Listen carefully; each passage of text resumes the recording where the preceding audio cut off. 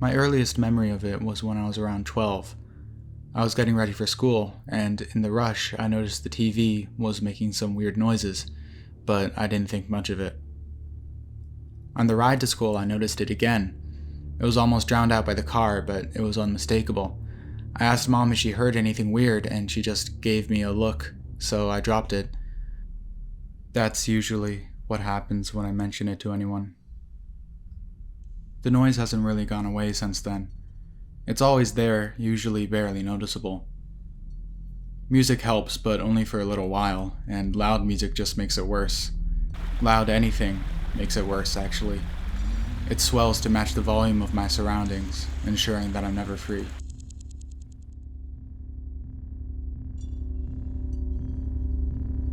It can get so loud that the room shakes and my ears ring and I can't think. There's a hammer pounding at my skull and people stare like children poking roadkill with a stick out of morbid curiosity.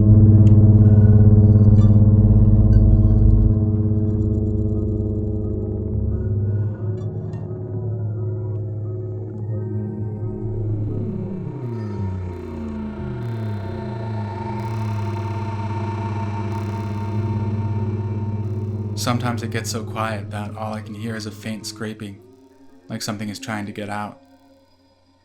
Sometimes I get curious. Sometimes my skin moves on its own. I wake up in the middle of the night a lot. And when I wake up, my ears are bleeding and my nightmares, still kicking at the fringes of my mind, dig their claws into my head and wait for sunrise.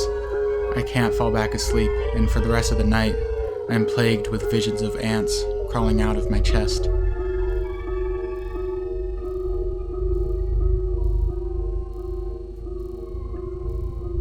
Most of my internal dialogue revolves around it. Why it's there, how to get rid of it.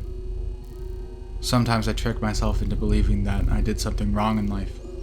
I was too mean or too distant. Maybe I'm infected. It could be my moldy shower head or asbestos from the hole in my wall. Or it could be someone else's fault entirely. Maybe my dad hit me when I was a child, or maybe I saw someone die.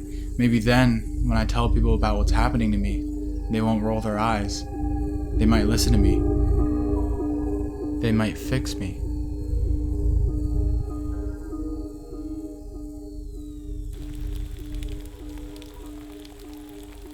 But, of course, none of those things are true.